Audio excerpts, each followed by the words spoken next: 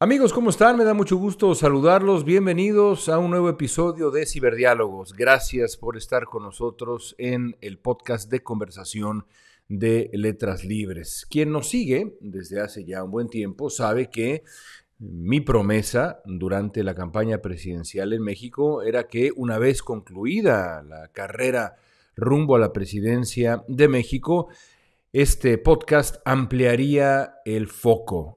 Sumaríamos a esta mesa de discusión, en este escritorio, en donde planeo qué les voy a ofrecer semana a semana. Pondríamos en esta mesa otros temas, otros personajes.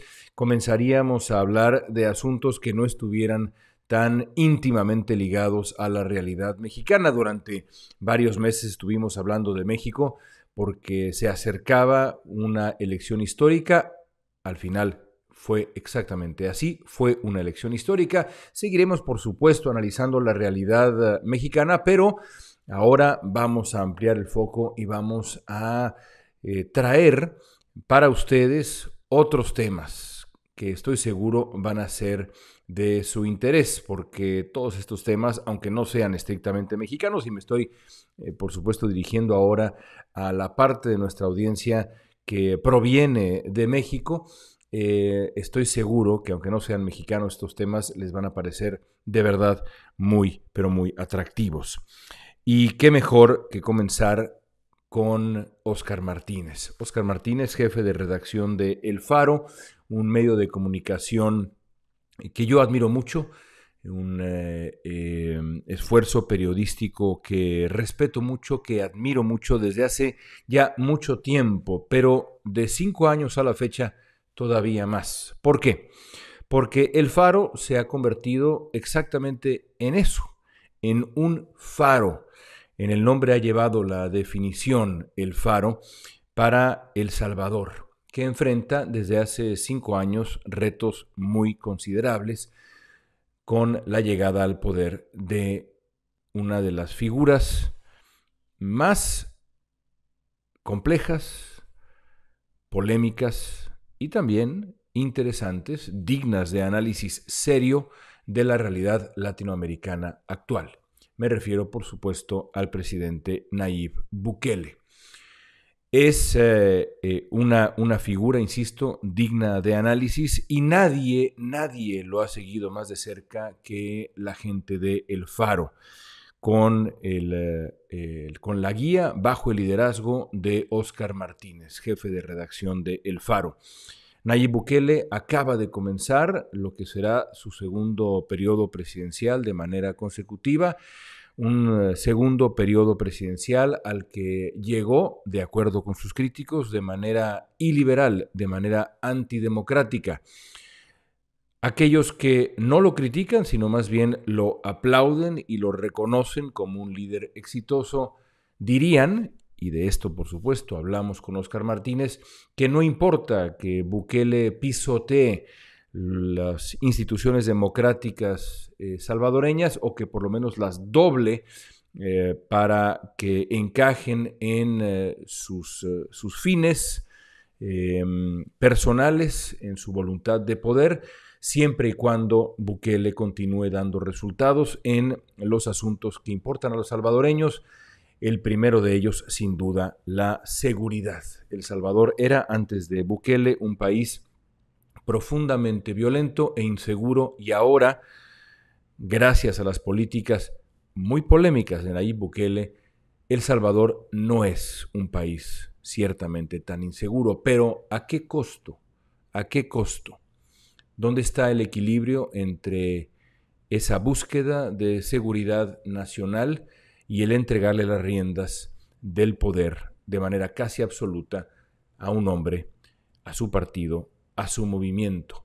¿Cómo leer esos equilibrios? ¿Cómo se hace periodismo en ese contexto? Por supuesto, la libertad de expresión en El Salvador se ha visto amenazada. Es una discusión importante para el pueblo salvadoreño, para El Salvador, pero evidentemente es una discusión contemporánea que va mucho más allá de las fronteras de ese país. Para hablar de eso, Óscar Martínez, en Ciberdiálogos.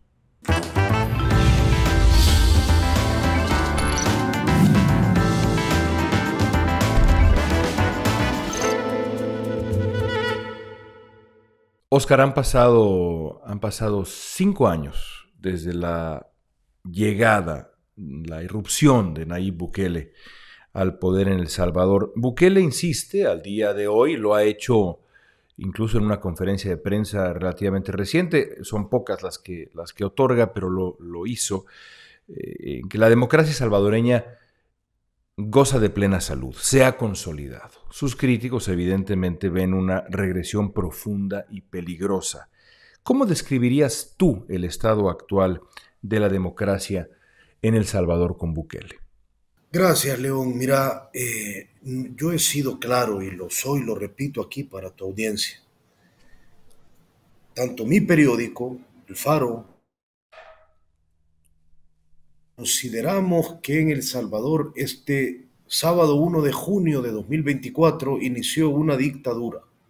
Así es como lo consideramos, así es como lo hemos plasmado en las páginas. ¿Por qué?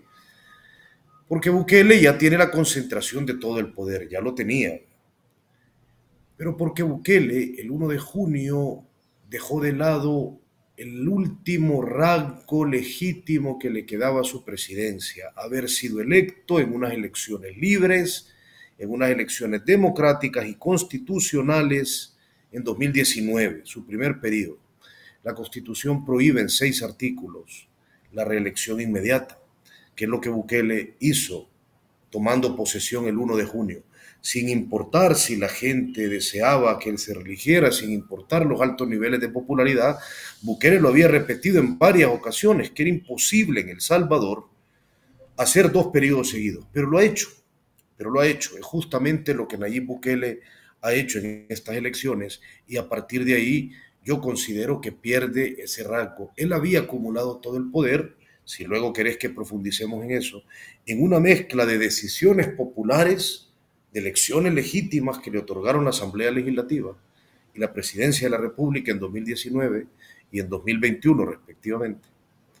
Y luego ocupó ese poder para tomarse el resto de poderes de forma ilegítima e inconstitucional, como lo hizo con la Sala de lo Constitucional, que es la que terminó haciendo una exótica, cantinflesca lectura de la Constitución para permitirle su reelección. Entonces, en resumidas cuentas y para empezar esta conversación, yo considero que Nayib Bukele es un dictador. Hablabas del proceso que tuvo que seguir Bukele para alcanzar esta reelección, que es en el sentido más profundo y legítima, aunque evidentemente él piensa distinto. ¿Me puedes dar otros ejemplos de decisiones del gobierno de Bukele que confirman este retroceso democrático que tú, bueno, caracterizas como prácticamente definitivo, por lo menos en esta coyuntura, como una dictadura? Te voy a poner algunos ejemplos. El gobierno de Nayib Bukele ha declarado reserva total sobre casi toda la vida pública de su gobierno. Por ejemplo, todos los juicios de las más de 80,000 personas capturadas desde que en marzo de 2022 inició el régimen de excepción son secretos. El país, El Salvador, que tiene la tasa carcelaria de encarcelamiento más alta del planeta Tierra, tiene esa tasa carcelaria gracias a un régimen cuyos procesos son secretos. No podemos saber quién juzga, con qué pruebas, de qué le acusan a más de 80,000 personas. A pesar de que organizaciones como Human Rights Watch, Cristosal en El Salvador, a pesar de que han reportado que hay tortura sistemática en la cárcel, que se ha comprobado que hay más de 250 personas que han muerto dentro del régimen de excepción gracias a que sus familiares han otorgado la información. No podemos saber nada de esas personas, ni podemos tener conclusiones totales de sus autopsias. Esa es una. Voy a irme un poco más atrás, cuando Bukele empezaba a tener una asamblea legislativa en 2021 que respondía a sus intereses. El 69% de todas las compras que el gobierno hizo durante la pandemia tenían reparos de la Corte de Cuentas cuando la Corte de Cuentas tenía algún nivel de independencia. La Corte de Cuentas estimó que eran compras irregulares. El buquelismo hizo una ley que aquí se le llamó Ley Alaví, porque es el apellido del ministro de Salud, una ley mediante la cual otorgaban amnistía a cualquier persona que hubiera cometido corrupción en las compras durante la pandemia. una ley de amnistía ante la corrupción. Pero vámonos ahora al ejemplo más reciente. En la primera sesión plenaria, después de que Bukele ganara las elecciones y tuviera todo el poder, antes, alrededor de su toma de posesión de este 1 de junio, la Asamblea Legislativa decidió cambiar de nuevo las normas del país y establecer que si se contaba con 3/4 partes de la Asamblea Legislativa, se podía modificar la Constitución en esa misma Asamblea Legislativa. Antes era necesario que una asamblea modificara y en el siguiente periodo la siguiente asamblea ratificara. Eso lo cambiaron. Y a partir de ahora, con los votos que el bukelismo tiene en la Asamblea Legislativa, Nayib Bukele puede modificar la Constitución en cuestión de minutos. Si él decide mañana exigirle a su asamblea, que le ha rendido completa pleitesía, que extiendan el periodo presidencial, su periodo presidencial se extiende dentro de 1 hora. Si él decide ahora mismo eliminar algunos derechos civiles de la población, lo puede hacer en cuestión de minutos, aduciendo ese proceso legítimo o legitimándolo mediante ese proceso espurio. Todo el poder está en manos de ese hombre, desde antes y ahora. Lo que han ido haciendo es sofisticando los mecanismos para hacerlo, de forma que tengan un argumento, aunque sea caricaturesco, aunque sea absurdo, con el que puedan justificarse ante la comunidad internacional, que dicho sea de paso, no sabe qué hacer con Nayib Bukele. Y parte de esa justificación tiene que ver con lo que ha ocurrido con la seguridad en El Salvador. Sobre todo en el último par de años, Bukele ha estructurado su presidencia y la narrativa de su presidencia alrededor de la batalla contra las pandillas, contra la inseguridad. En marzo de 2022 decretó un régimen de excepción que ha llevado a la detención de decenas de miles de salvadoreños. No tenía yo la cifra precisa, tú me la compartes ahora, 80,000 personas. ¿Cómo describirías la política de seguridad de Bukele estos años? Errática, es decir, voy a hacerlo en un resumen muy brutal. Nayib Bukele nos presenta en su campaña electoral antes de 2019 un plan de seguridad que se llamaba Control Territorial.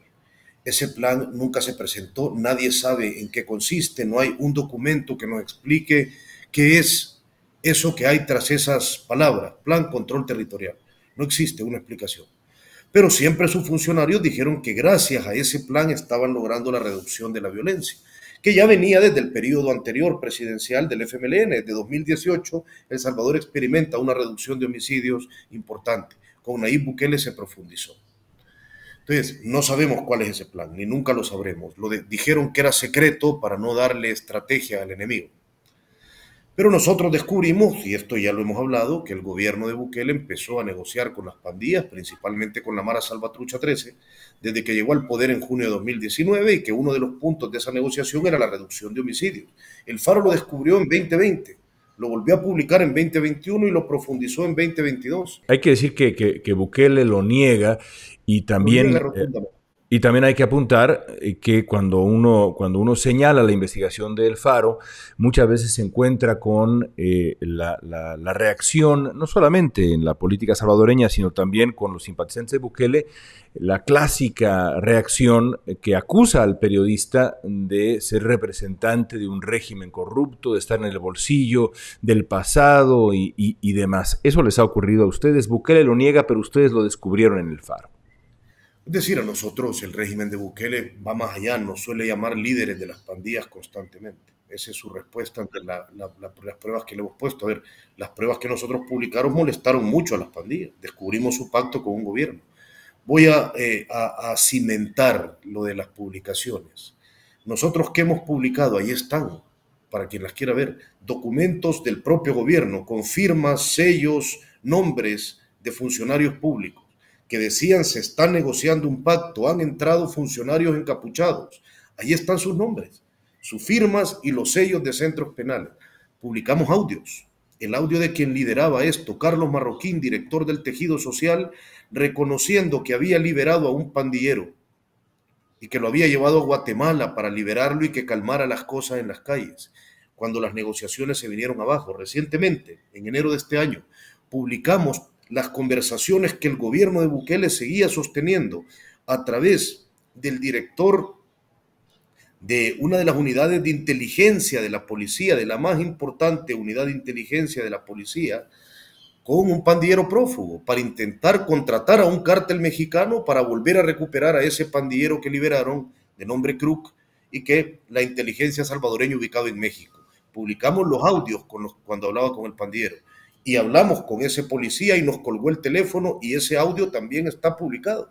Es decir, las pruebas son contundentes, pero sí, como alguien tiene todo el derecho de dudar de una cabecera periodística, a pesar de todos esos audios y de esas pruebas, no le creen al Faro, vayan a los documentos que el gobierno de Estados Unidos ha presentado en el juicio de Nueva York.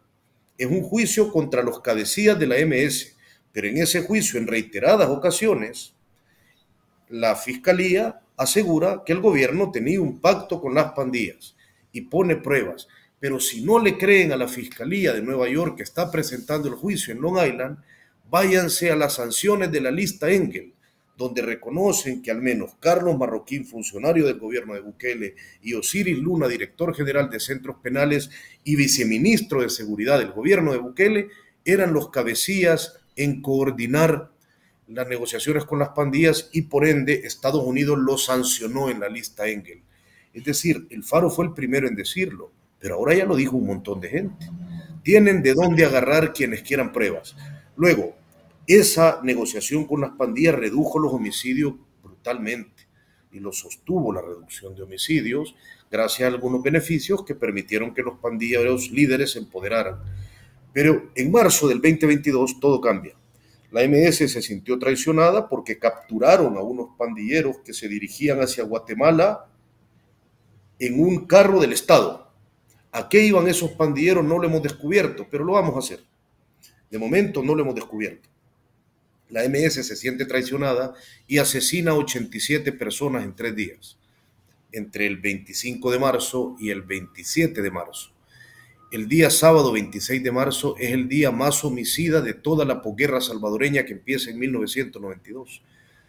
Se asesinaron a 66 personas en un solo día. Algunos de esos cadáveres los fueron a tirar carretera a Surf City, que es el proyecto turístico emblemático de Bukele.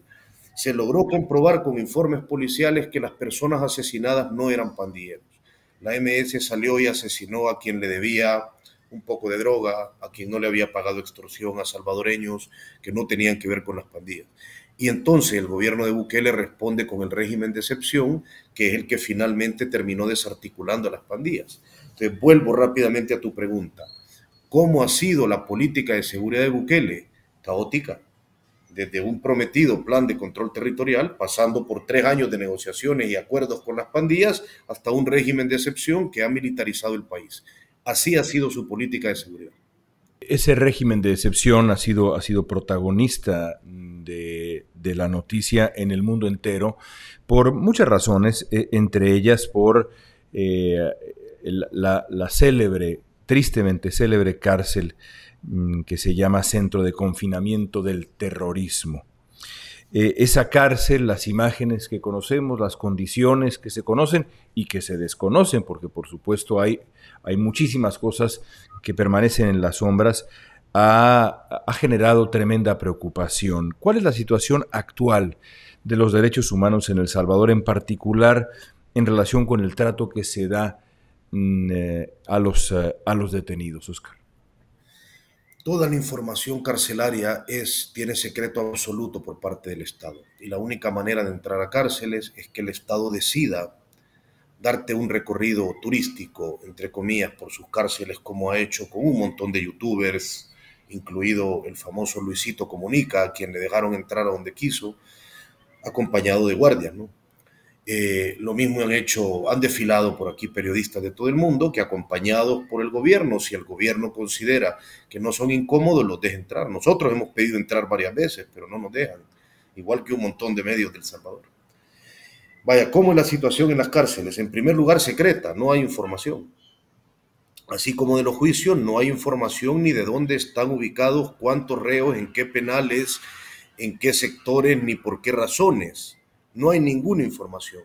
No hay información ninguna de los líderes de las pandillas. Este gobierno ha sido activamente propagandístico en el tema de difundir incluso fotos de muchachos de escuela capturados aún con sus uniformes de colegio porque hicieron un dibujo de la MS en sus cuadernos, pero no nos ha enseñado ni una foto de ninguno de los líderes de ninguna de las 3 pandillas con las que pactó durante 3 años desde que el régimen de excepción empezó en marzo de 2022. Ni una imagen de ninguno de los líderes con los que hizo acuerdos. No sabemos dónde están, lo único que sabemos de ellos es que uno de ellos está libre y fue liberado ilegalmente por el gobierno de Bukele en noviembre de 2021, antes de que el régimen de excepción empezara, y que ahora Estados Unidos lo tiene en sus manos, posiblemente declarando en el juicio de Nueva York, porque lo capturó en México, donde trabajaba en una zona, en concreto lo capturan en Chiapas. Se supone que estaba trabajando con el cártel de Sinaloa. ¿Qué más sabemos de las capturas? Sabemos que hay mucha gente inocente capturada. Voy a explicar periodísticamente por qué. Hay organizaciones civiles valientes como Cristosal que lo han demostrado con los documentos y testimonios de los parientes que han recibido sus cadáveres con señales de tortura. Nosotros lo descubrimos porque cuando conseguimos que alguien nos filtrara más de 600 expedientes de personas capturadas que, como ya dije, eran secretos, las razones de captura de decenas eran nerviosismo. Eso es todo lo que decía el expediente. Mostraron nerviosismo. Gente que no tenía ningún antecedente judicial. En otras justificaciones, aquí le llamamos requerimientos, es lo que la fiscalía presenta a un juzgado. Lo único que venía era el número de documento de identidad de la persona capturada. Nada más, es decir, ni siquiera el esfuerzo de articular una frase. Eso es lo que descubrimos con 600 expedientes que revelamos. ¿Qué descubriríamos si tuviéramos los 80,000?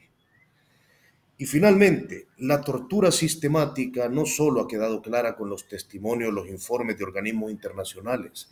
Yo le recuerdo a un mundo que olvida rápido porque está muy atribulado por el bombardeo de información. La primera prueba de que se estaba torturando en las cárceles la difundió la Policía Nacional Civil y centros penales. En los primeros 5 días del régimen de excepción difundieron videos en Twitter y en Facebook mientras torturaban a reos. Cuando digo torturaban es, uno de los videos le estaban quebrando el brazo a una persona esposada, tirada en el suelo. En otra estaban dándole patadas en el abdomen y en la cara a uno de los reos capturados. Y cierro diciendo esto. El Secot, esa cárcel, esa megacárcel que Bukele ha presentado, y todas esas imágenes que el mundo ha consumido de la cárcel son las imágenes que Bukele quiere que ustedes vean del régimen de excepción. ¿Por qué no ha dejado entrar a nadie a las cárceles de Izalco? ¿Por qué no permite que nadie entre a la cárcel de Mariona, donde está la gran parte de las personas capturadas del régimen de excepción, o a Gotera? ¿Por qué no hemos visto ninguna imagen de esas cárceles? Porque las personas que están en el Secot han sido seleccionadas del régimen, pandilleros que tengan tatuajes visibles. Algunas de esas personas ya estaban presas desde hacía muchos años. Te voy a poner un ejemplo para humanizar la cosa. Don Paco, el señor de la Reina, que era lechero, que lo capturaron porque su único antecedente era haber sido absuelto en 2019 de un cargo de ayudar pandilleros prestándole su camión. La defensa demostró que él estaba amenazado por las pandillas. La fiscalía apeló y una cámara superior absolvió a don Paco en 2019. La única antecedente por el que lo capturaron el régimen es porque tenía un antecedente de haber sido absuelto. Don Paco entró a la cárcel y salió cadáver a los 2 meses con señales de tortura, sin haber visto a un juez y sin haber entendido de qué lo acusaban exactamente ni con qué pruebas. Así hay decenas de personas. A esas personas las sacan en las fotos del Secot. No. Yo recuerdo, Oscar, dialogar con algunos salvadoreños enormemente amables e informados y elocuentes cuando viví en Los Ángeles. En Los Ángeles hay una enorme comunidad salvadoreña. Y cuando hablaba yo con ellos sobre la importancia de respetar los derechos humanos, incluso de los delincuentes, me miraban con auténtica sorpresa. ¿Por qué le importan a usted los derechos humanos de gente que hizo tanto daño? ¿Por qué deberían importarnos? Es decir, los derechos humanos de los delincuentes son algo abstracto y la reducción en los homicidios con métodos que podrán ser brutales o no es abstracto, sino es concreto. Ahora podemos caminar por las calles. Con ese contexto te pregunto, ¿le importa o le indigna a la población salvadoreña esa evidencia de abusos o, como yo recuerdo en lo que yo viví en aquellos diálogos en Los Ángeles, están dispuestos a cerrar los ojos con tal de, permanecer en este estado de seguridad por más pasajero que sea? ¿Cómo explicas esa situación tan compleja? La gente masivamente aplaude a Bukele y sus decisiones. La gente, voy a decirlo con este verbo, adora el régimen de excepción en El Salvador.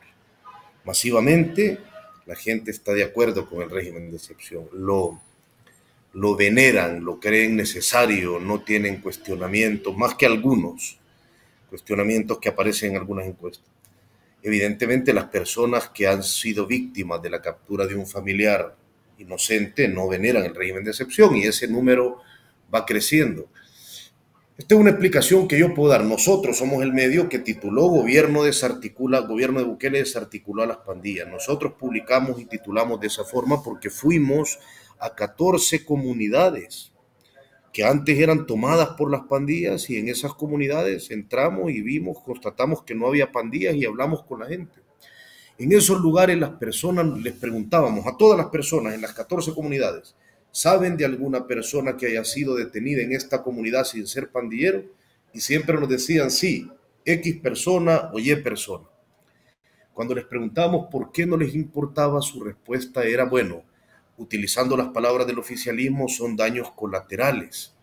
Yo lo que entiendo es que la gente está tan feliz de haber salido de esa noche prolongada del terror de tener a los pandilleros fuera, que ahora mismo no logran ver los costos momentáneos, no pueden ser empáticos con el dolor de quien perdió a su familiar inocente en el régimen y no les interesa otear al futuro.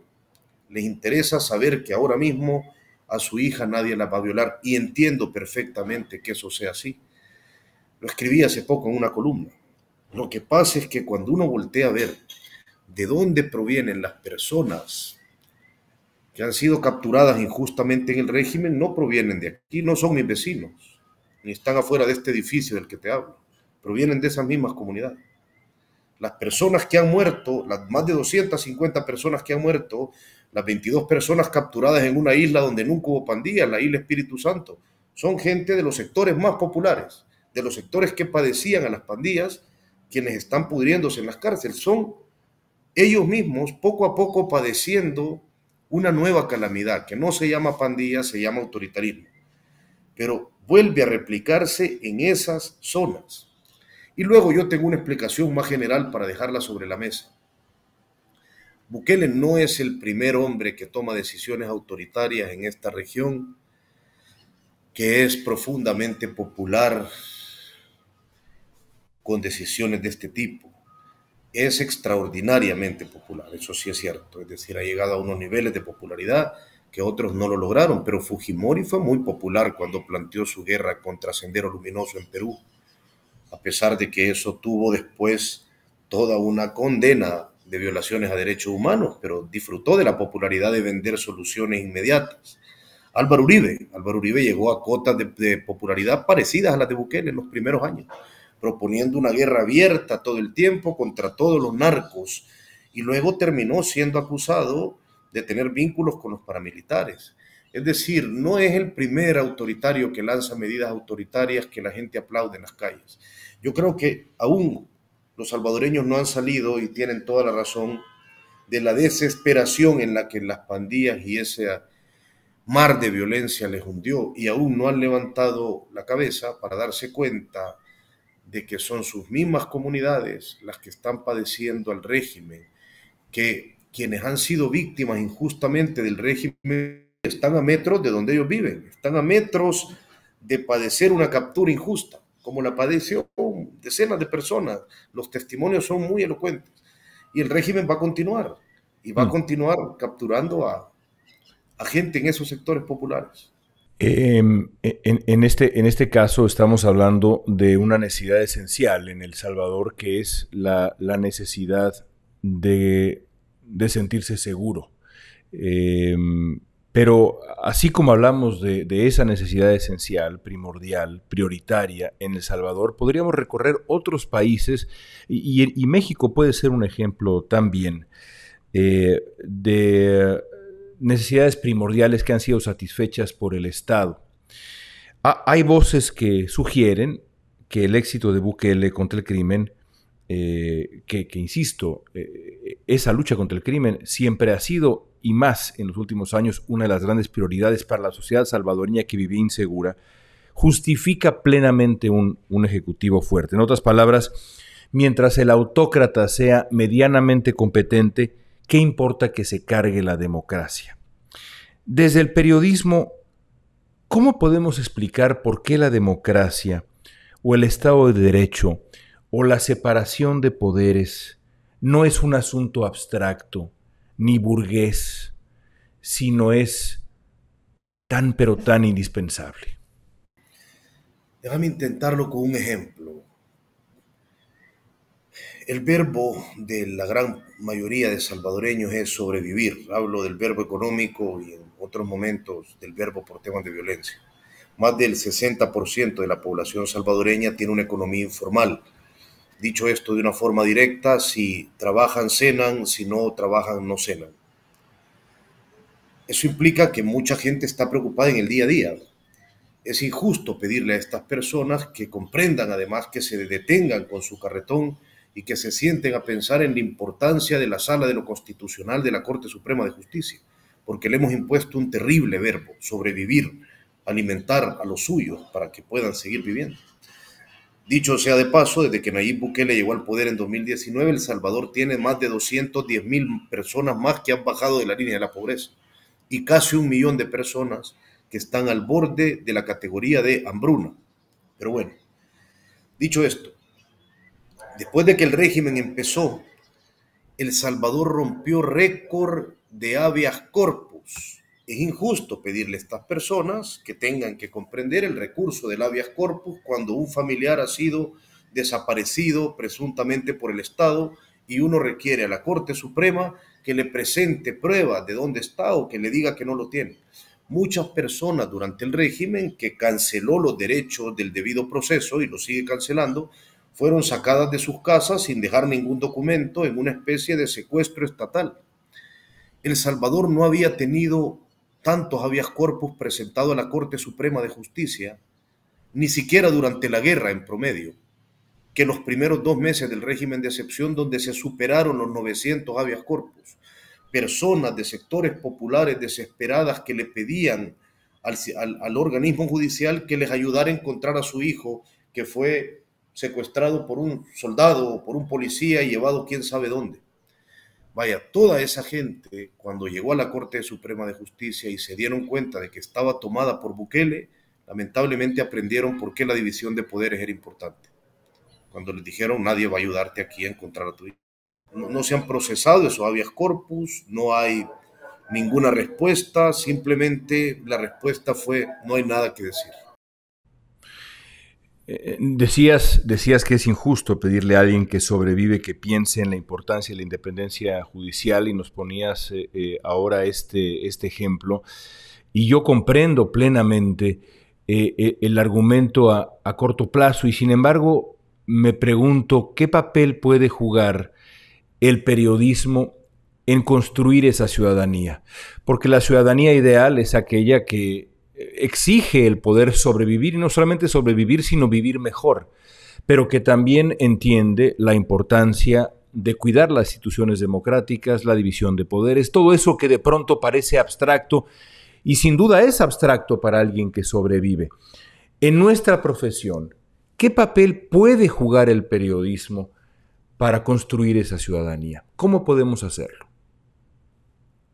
Mira, yo creo que tenemos que seguir haciendo los esfuerzos que se hacen todo el tiempo, pues. Es decir, yo creo que tenemos que, por ejemplo, aterrizar estos lenguajes en el cuerpo de alguna persona. Perdón, van a oír ciertos sonidos afuera de donde estoy hablando. Ese es Latinoamérica intentando vender lo que produce. En El Salvador cada vez proliferan más y no hay manera de sacarlos, porque esa es la gente que pertenece a ese más de 60%. Salen, venden, cenan, si no, no. Dicho esto, yo creo que tenemos que llevar esto a casos concretos, porque la gente difícilmente sabe leer esto en estadísticas. Es decir, yo te he dado números de los habeas corpus o te he dado un porcentaje de casi el 4% de la población salvadoreña tras barrotes.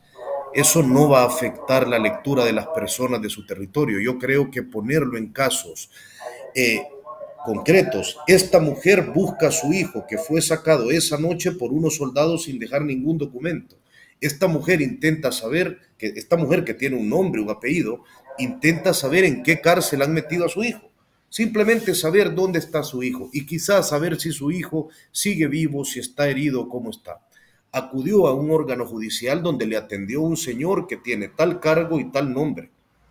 Y tantos meses después a esa señora la respuesta que le han dado es ninguna.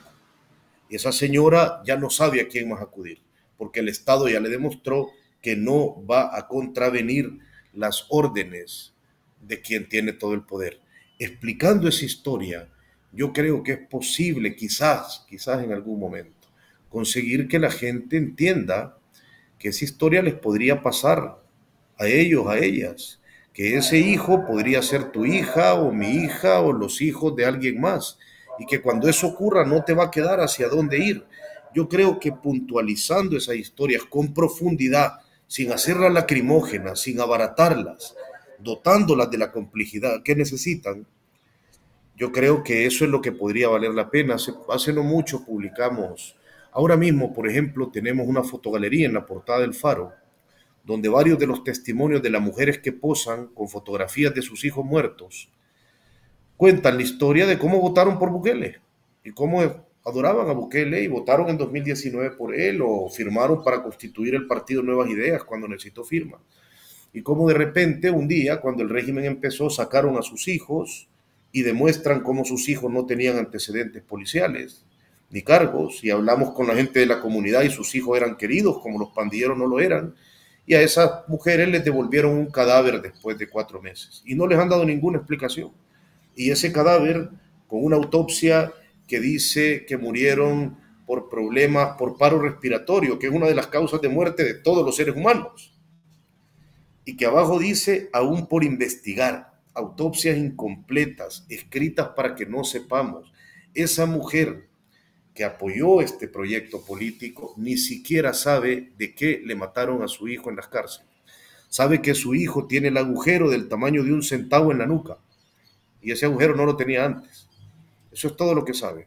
Tiene un hijo, tiene un agujero y tiene un informe forense que no dice absolutamente nada. Ese tipo de historia yo creo que hay que explicar. ¿Cómo resolver el enigma de los medios de comunicación y la relación que tienen con el poder? Pongo el ejemplo de Bukele, pero podemos ir a otros sitios y hay muchos. En México el presidente López Obrador se adueñó de la narrativa. Es el narrador en jefe, ha sido el narrador en jefe de la realidad mexicana, más allá de la política, habla y comenta prácticamente de todo, todos los días con una disciplina de mensaje absoluta y encuentra eco en los medios de comunicación, si no en todos, sí en muchos y casi en todos de vez en cuando. De una u otra manera, las palabras del presidente son las más importantes y las centrales. En El Salvador también hay esa voluntad propagandística y además con un hombre que tiene verdadero talento para ello. Lo vimos, por ejemplo, ahora tomando posesión en su segundo mandato en una ceremonia fastuosa hace unos días, vestido con un look militar singular. Todo parecía una puesta en escena, todo es propaganda. ¿Cómo luchar contra la propaganda cuando uno parte, digamos, del periodismo independiente, crítico, más en pequeño? Hay que asumir que es una brega de eternidades y seguir adelante, ¿o hay otras soluciones para tratar de desmontar la propaganda que es tan tóxica, que confunde como confunde? Mira, a ver, yo evidentemente si tuviera la solución, ya nadie dudaría de que Bukele negoció con pandillas, pues ya lo hemos demostrado. Si tuviera la solución para cómo imponerse ante esa aplanadora oficialista, pues ya lo habría hecho. Pero mira, sí te puedo decir lo que hemos hecho. En primer lugar, entendimos tarde, esto no va a sorprender a nadie, que había que diversificar, que si escribimos un reportaje largo, algunos de los reportajes sobre pandillas han sido de los más leídos en la historia del periódico. Estamos hablando de alcances enormes en una semana, en un país de 6.5 millones, de alcances de más de 200.000 vistas en una semana, visitas únicas, con tiempos de lectura de más de 11 minutos de permanencia, que en el Internet eso es una locura. Pero claro, luego Bukele sale hacia una cadena nacional y las cifras que te he dicho son minúsculas a la par de lo que Bukele puede alcanzar. Entonces entendimos que diversificar era importante y que si bien la gente del mercado no va a leer las 11 páginas o no son los lectores más asiduos, aunque también no leen esos sectores, va a ver el TikTok de 2 minutos y medio y va a entender un poco de la información. Entonces estamos intentando aplicarle a TikTok, a Instagram, etcétera, y a YouTube, aplicarle la rigurosidad del periodismo que hemos venido aplicándole nosotros a las publicaciones en Internet a lo largo de los años, para que no sea la narrativa que esas herramientas te permiten. Al final, la herramienta tiene que estar en función de la información y no viceversa, no la información en función de la herramienta. Y luego, y esto puede parecer ingenuo, fíjate, pero nos hemos cuidado mucho en el Faro de no integrarnos a la chabacanería. Vaya. Ahora mismo algunos de los youtubers más prestigiosos del buquelismo, que tienen muchas visitas, perdón que lo vaya a decir así, pero no tengo ningún problema, son idiotas. Personas idiotas que hablan, insultan, son misóginos, hablan sin ningún fundamento, acusan a quien quieran, ocupan todas las malas palabras y vulgaridades que se les ocurran, difunden caricaturas donde, por ejemplo, un pandillero nos está violando, y con ese tipo de show atraen mucha información. En el momento en que nosotros cedamos a la tentación de empezar a acercar nuestro lenguaje al de esas personas, entonces vamos a perder la poca cota de credibilidad y el poco terreno desde el que podemos hablar con seguridad. Y ese es el de las pruebas, el de la información contundente. Te voy a poner un ejemplo de algo que poco a poco va a ir pesando. Pueden decir lo que quieran respecto a si le creen o no a la evidencia que el Faro presenta en sus materiales, pero cada vez que publicamos, incluso cuando publicamos este último material de las negociaciones que pretendían llegar al cártel, es de los pocos momentos donde Bukele y sus funcionarios guardan silencio. No dicen nada, se esconden, incluso en las redes sociales desaparecen y mandan a las cuentas oficiales, como la de la policía, a saturar las redes de imágenes de pandilleros capturados. Entonces, yo lo que creo es que, mira, que es importante diversificarnos, pero hay que mantenernos sin miedo a no masificarnos ya mismo. Un TikTok o un video de estos que hace Luisito Comunica, no tengo duda de que tiene unos alcances increíbles. No sé cuántos millones de personas ven los informes parciales e interesados que viene a sacar cuando hace turismo en una cárcel de El Salvador. Pero sí te puedo garantizar que uno de sus videos nunca va a acabar en el informe del Departamento de Estado de Estados Unidos, como han acabado varias publicaciones del Faro respecto a las negociaciones con pandillas. Te puedo asegurar que no lo van a citar cuando le quiten la visa a los funcionarios públicos que, según la lista Engel, negociaron con las pandillas y ya no pueden ir a Estados Unidos, ni ellos ni sus familias. Te garantizo que no va a aparecer en el informe de derechos humanos de la Comisión Europea, de la Unión Europea, cuando califiquen a El Salvador o le bajen la calificación a El Salvador. Y te aseguro, sin duda alguna, de que algunas de las fuentes de esos medios o de esos youtubers no van a acabar testificando en el juicio de Nueva York, como se ha ocurrido con algunas de las fuentes de este periódico. Nosotros tenemos nuestro compromiso, ellos tienen su interés por simplemente ganar dinero. Nosotros no podemos ser ellos, ni queremos ser ellos, y eso tiene que estar muy por encima de la tentación de like. Eso es lo que yo creo. Déjame terminar con una pregunta que he planteado en las últimas semanas, en un par de ocasiones, a la gente que he entrevistado en Ciberdiálogos, sobre todo en función de la elección mexicana. Déjame plantearla ahora pensando en Bukele. Tú lo conoces su origen, lo has seguido, su trayectoria, día a día, lo has sufrido, tú, tu equipo, tu familia. ¿Cómo recordará, a final de cuentas, la historia a Nayib Bukele? Hombre, yo creo que tarde o temprano, con el paso de los años, la historia va a recordar a Nayib Bukele como lo que es, como un dictador con un proyecto personalista de entronamiento, como alguien que en aras de mantener, como exigió a los salvadoreños en un acto, en un performance del poder increíble, ahora en su toma de posesión les pidió levantar la mano para jurar como si él fuera un pastor de un culto y decir a la gente, después de haberse comparado con un doctor que curó el cáncer, dijo: a ese doctor se le tiene que seguir sin quejarse y al pie de la letra. Esas son las dos cosas que le pidió a la sociedad salvadoreña. Ahí están los videos para quien quiera ver la juramentación. Él cierra su discurso pidiéndole a la plaza que levante la mano y que repita sus palabras. Sus palabras finales eran: sin quejarse y al pie de la letra. Eso es lo que Nayib Bukele le ha pedido a la gente. Alguien con esa intención, alguien que está duplicando al ejército en un país que ya no tiene guerras y que según él ya tampoco tiene pandillas. Alguien que dice que además le pidió a la plaza una tercera característica: sin escuchar nunca a los enemigos del pueblo. Alguien que en un país donde en teoría ya no hay pandillas identifica claramente a los enemigos del pueblo. Un país en el que ya ha habido intervención masiva de Pegaso, encarcelamientos políticos, exilio de fiscales que investigaron a Nayib Bukele, negociaciones con grupos criminales.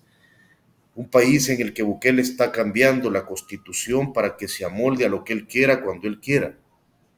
Un país así es el país de un hombre que ha entendido que tarde o temprano los aplausos van a acabar y que él va a necesitar a un ejército fuerte y que él va a necesitar a una policía también duplicada y que él va a necesitar poder modificar los derechos civiles en la constitución política y que él va a necesitar que todo el régimen de excepción se haya integrado a las leyes normales para tener una charada y decir que sigue siendo un demócrata. Yo creo que este país ni de cerca ha vivido la brutalidad que va a vivir con Bukele cuando Bukele ya no sea tan popular. Y lo dejo aquí dicho: mira, lo bueno de Internet es que todo queda grabado y cualquier persona lo puede recordar años después. Si eso no ocurre, no entiendo absolutamente nada yo de qué es una dictadura. Porque las dictaduras en Latinoamérica nunca han salido bien, porque darle todo el poder a un hombre en América Latina siempre ha salido mal, y porque no creo que vaya a ser Bukele quien vaya a cambiar cientos de años de historia de América Latina, ostentando todo el poder y luego de una forma pacífica y tranquila, volviéndolo a delegar en una comunidad más democrática. No creo que vaya a pasar eso. Ahí estará el periodismo, Óscar. Gracias por tu tiempo. Con gusto, un gusto de verdad. Hasta ahí nuestra conversación del día de hoy con Óscar Martínez. Gracias por escucharla. Estoy absolutamente seguro que esta charla ha dado pie a reflexiones con ustedes, y seguramente esas reflexiones darán paso a comentarios distintos en redes sociales, en los comentarios de YouTube, en las redes sociales en general. Debo decirles que yo tengo el hábito de leer, yo diría, prácticamente todos los comentarios que aparecen en las redes sociales sobre Ciberdiálogos específicamente, y por supuesto en la página de YouTube y también en las plataformas de podcast. Para mí, nada es más importante que la retroalimentación, la crítica, las recomendaciones, las sugerencias. Todo eso para mí es muy importante, y estoy seguro que esta conversación sobre Nayib Bukele con Óscar Martínez dará pie a comentarios de toda índole. Ojalá que así sea. Los invito, por supuesto, a compartir este episodio de Ciberdiálogos si es que les ha gustado. Si les disgustó, también compártanlo, ¿por qué no?